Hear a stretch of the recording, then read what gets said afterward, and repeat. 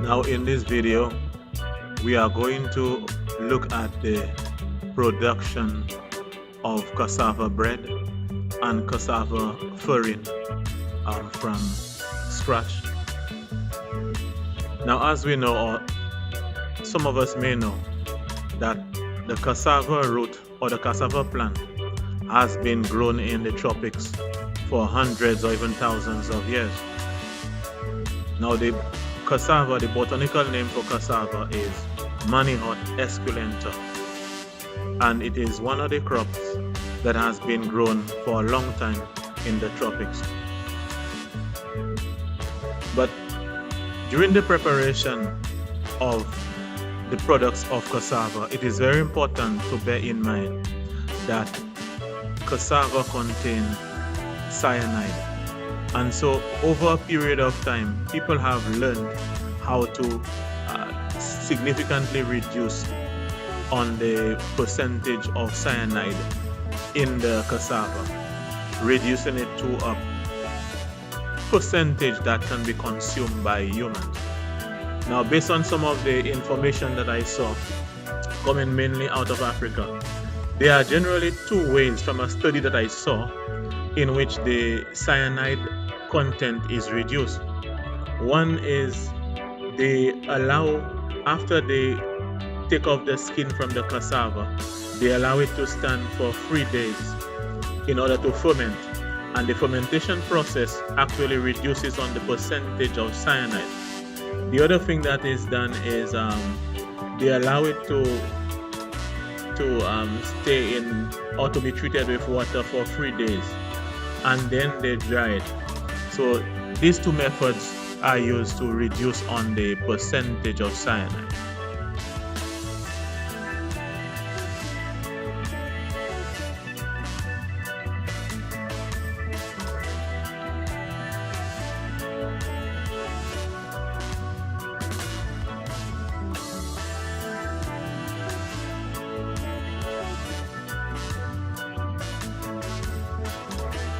There is this man is actually taking off all the fibers from the back of the coconut so that the fibers does not fall into the coconut when he's grating it.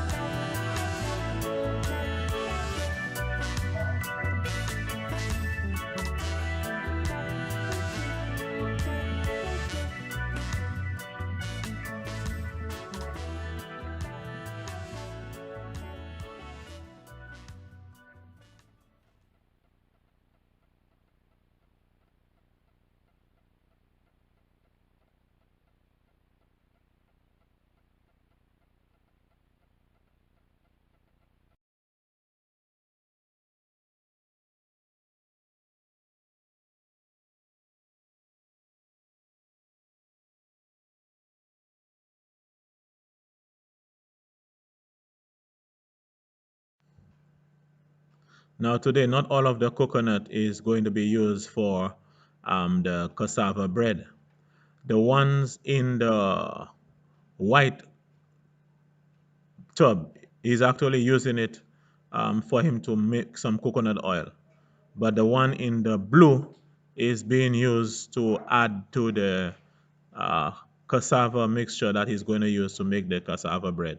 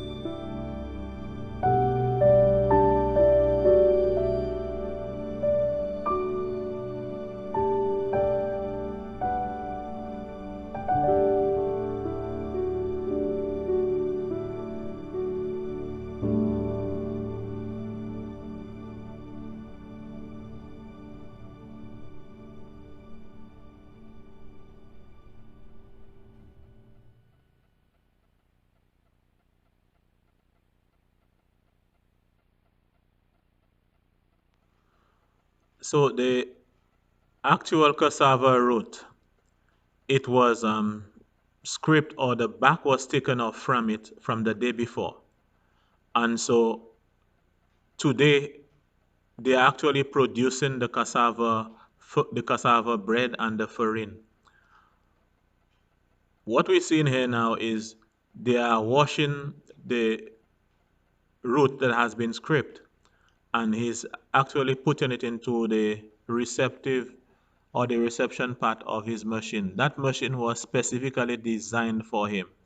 He purchased the motor, and and the person who designed it engineered it in such a way that it would crush the cassava into very fine particles.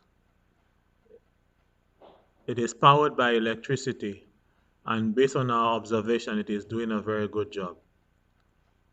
So in order for him to get the products for both the cassava bread and the farine, the cassava root has to be first crushed into this machine, and then we're going to see what happens afterwards.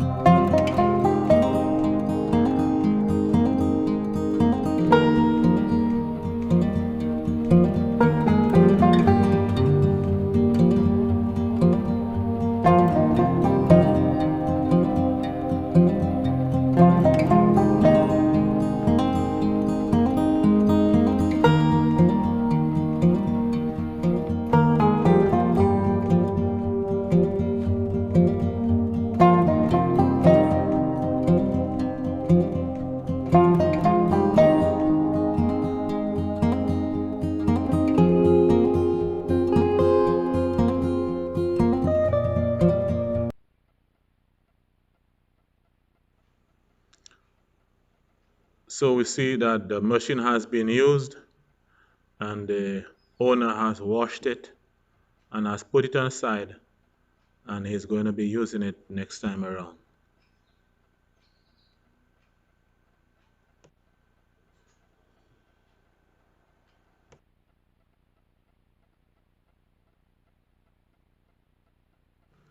So this is what we have after the machine has crushed the cassava root. This is what we have, and a small amount of water will be placed into it before the other steps or the other procedures are done.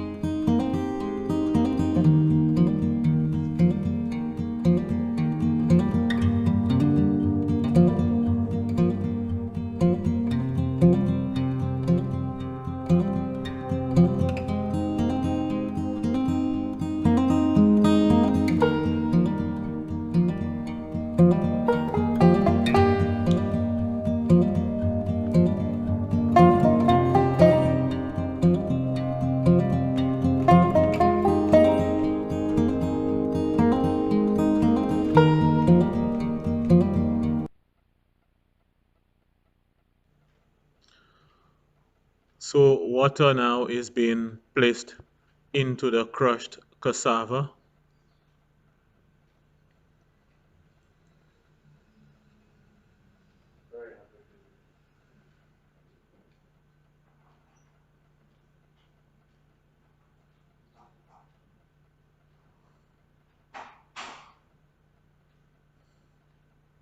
He's placing even more water.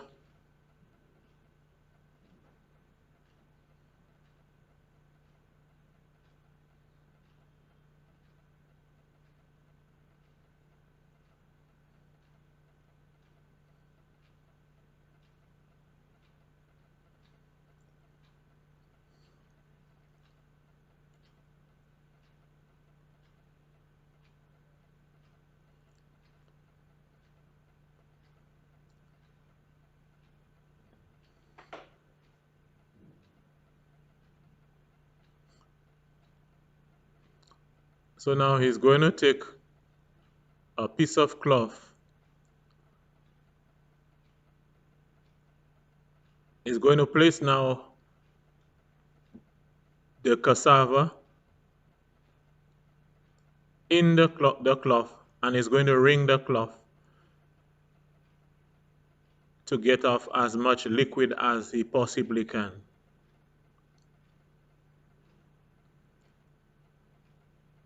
So he's wringing the cloth, he's getting out the starch, getting out the cassava starch.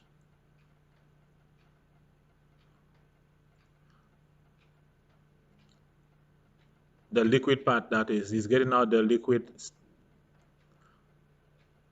and then he's going to put the solid in a separate container. He's going to continue this process until all the solid is separated from the liquid. So he's rinsing,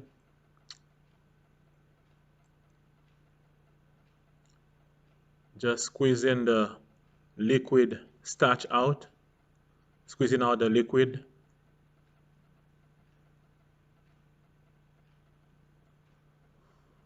And the solid is placed in a separate receptacle.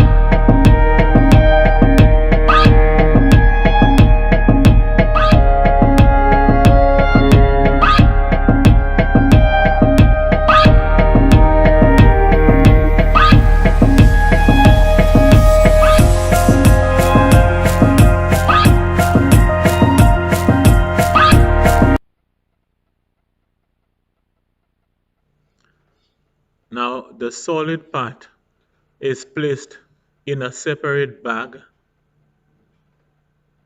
and he's going to compress it further to drain out all the liquid that is still lodged in the solid.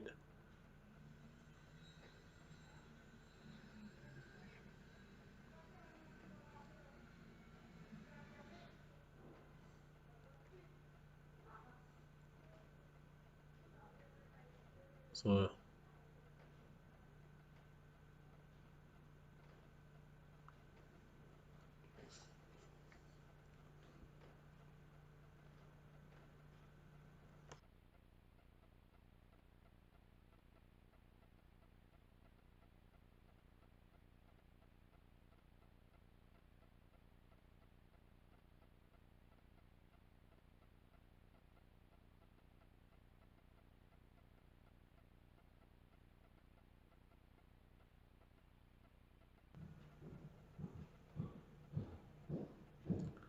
Now, after he has compressed this, the solid in his press, the solid will be used to make the farine, and the liquid part that is left in the other container will be used to make the cassava bread. So what he has there is he has constructed his own press that is going to actually apply some tremendous force to this bag and force out the liquid from the bag. This is what we call applied science and technology. The man has designed his own press to force out the liquid from the solid part of the cassava.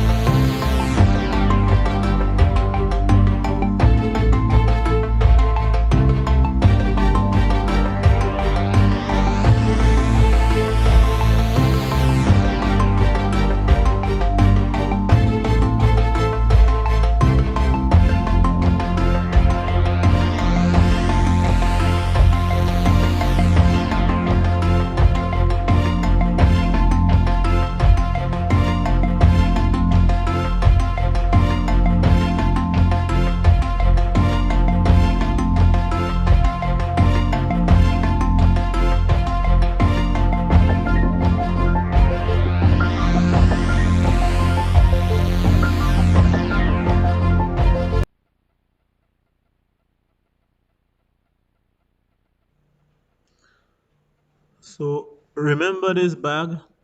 This is the same bag that was just compressed. It just came from the compressor or the compressing device that the gentleman created himself. So what is going to happen now is going to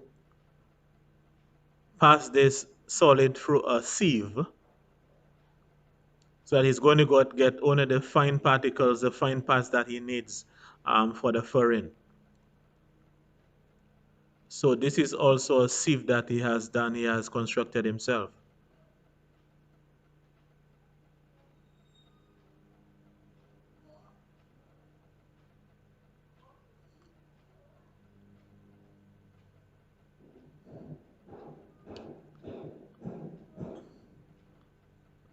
So this is how it is. This is how it works. Just from the press, and it is now being is actually rolling it through, rolling it over the sieve, and the fine particles are being sieved through. Now I ask him what does he do with the leftovers, the one that does not pass through the sieve. He's saying that he uses it, he feeds it to his goats. But this is what happens, and this part, the fine, the fine part that we see down here is actually what he's going to be using to make the farine. See how nice it is.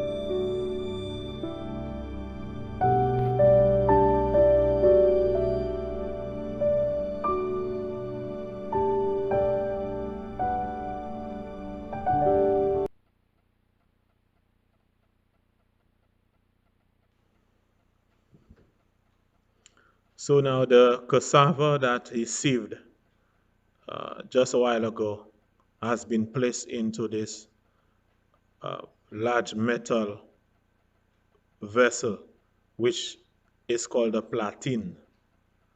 And so he's going to move this wooden tool around so that the farine gets distributed throughout the platen and that the heat is distributed through it evenly. So the whole objective here is to dry the cassava into farine. This is very fine. As you see, it was sieved a while ago. And this part is a very laborious or labor intensive part. Is actually moving this farine around so that it gets cooked evenly. They are actually very well trained and acquainted with the process, so they know exactly how long it should be done, and they can, by observation, by just looking at it, they know when it is actually cooked. They use dry wood as a source of fuel to generate the heat necessary to cook the farine. But this part is very labor intensive because the person who's actually mixing the farine, it has to be done continuously to avoid one section being burnt and the other section being undercooked. So it is something that is very labor intensive. But the thing is, they are very trained in the process and they know when exactly it should be taken out.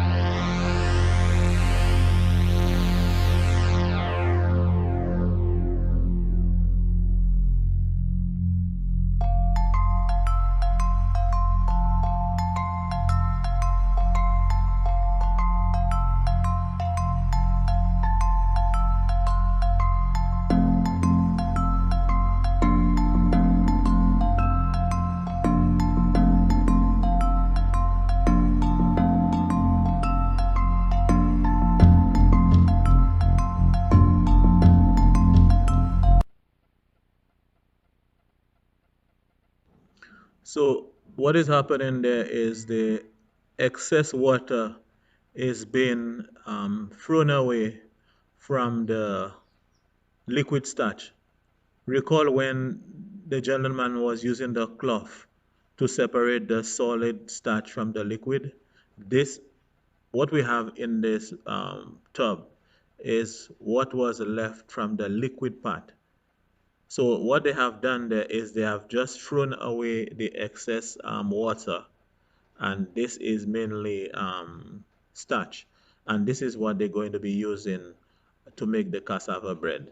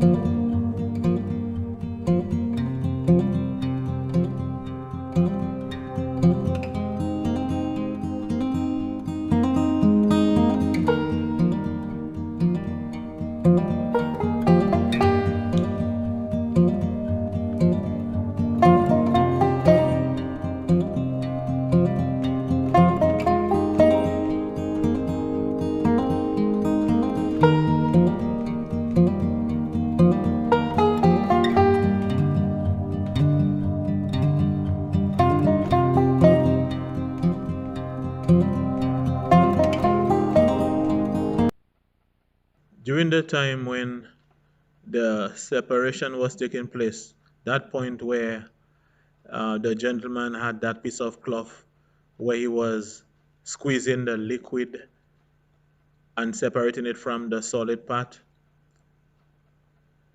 This is the liquid part that was separated from the solid. The liquid part is being used, containing starch also. It is going to be used to make the cassava bread. So this liquid starch, observe she's adding the coconut that was grated. She's adding coconut to the liquid starch as part of the cassava bread making process.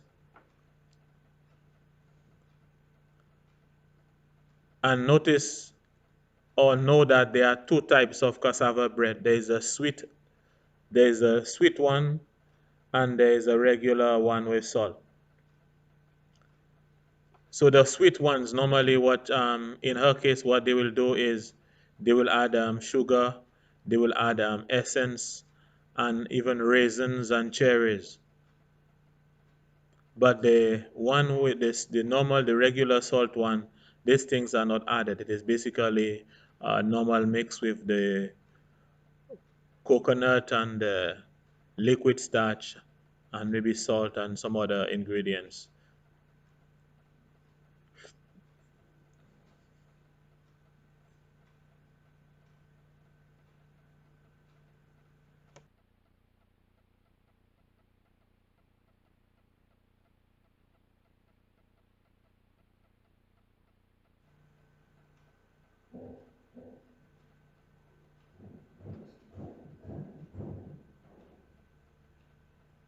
So notice that she has added sugar.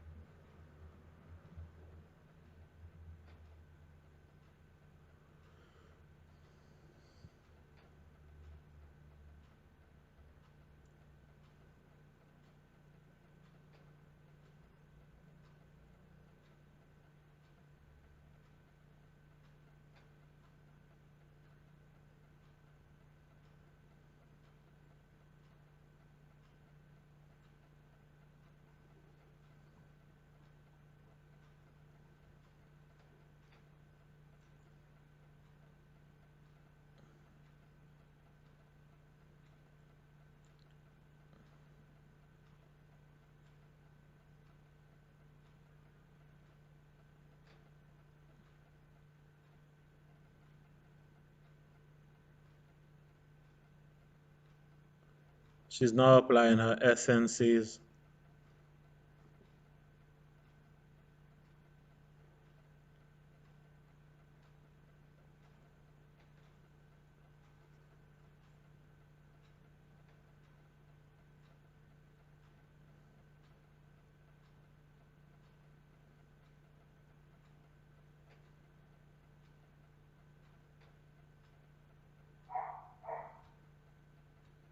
So what we have here is a mixture of the liquid starch, grated coconut, essences.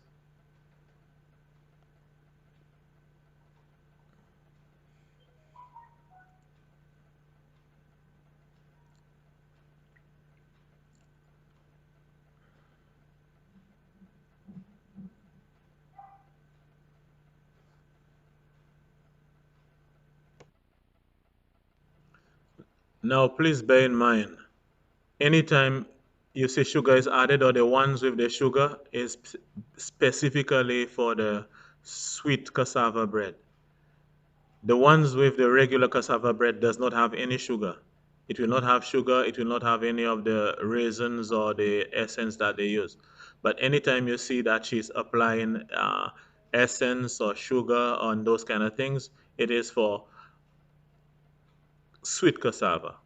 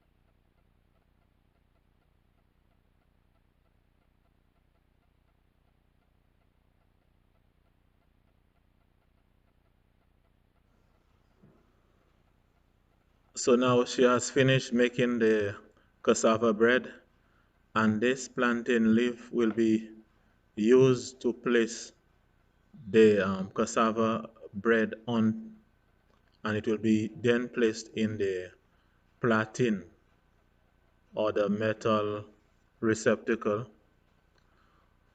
for the cooking process or the baking process. So it will be left into this in this thing until the color changes to the satisfaction of the person who's actually making it. So you can see here she is actually rolling them, rolling the cassava bread and placing them on these leaves, and then they will be placed in uh, flat kind of plaiting. I'm not sure if it is a normal procedure, but in this case, the plaiting that they are using for the cassava bread is flat as compared to the one they're using for the farine, which is more uh, con convex inside. But they're going to keep it in that place until the color changes to a nice brownish color.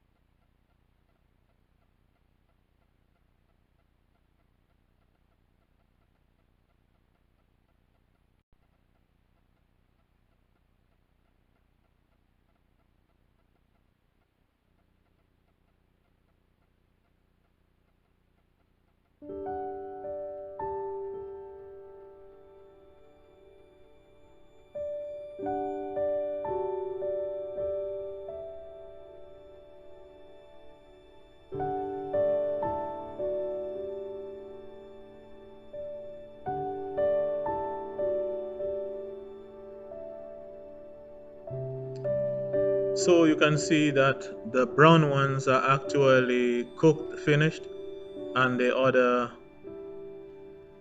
ones are not, but the brown ones are probably finished products.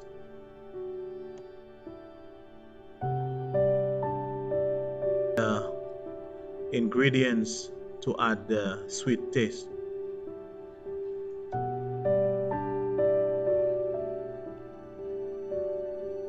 But it will be placed on the plant again, the plantain leaves, and it will be placed in the plantain.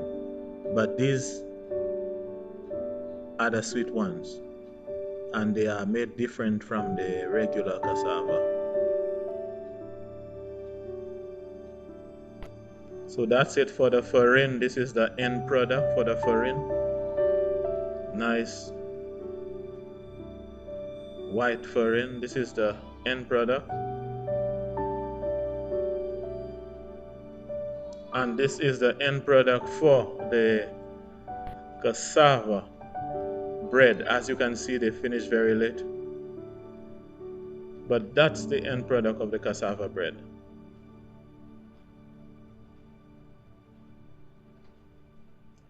The whole process took probably a little over 12 hours. So next time you are charged for the cassava bread and for the farine, be generous and considerate. It takes a whole heap of time.